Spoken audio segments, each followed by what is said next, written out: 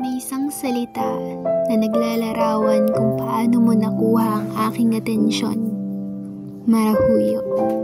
Nang ibig sabihin ay mabighani, at oo, nabighani ako. Hindi ko man lubos may paliwanag, pero sa simpleng paraan mo ng pagiging ikaw, marahuyo na ako.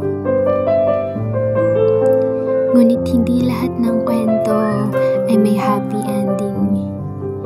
Lagi na lang ako magiging aklat na hindi mo binasa, kabanatang nilalampasan, awitin na hindi mo kailanman pinakinggan. Ako, ang babaeng nag-aasam sa isang bagay na walang kasiguraduhan.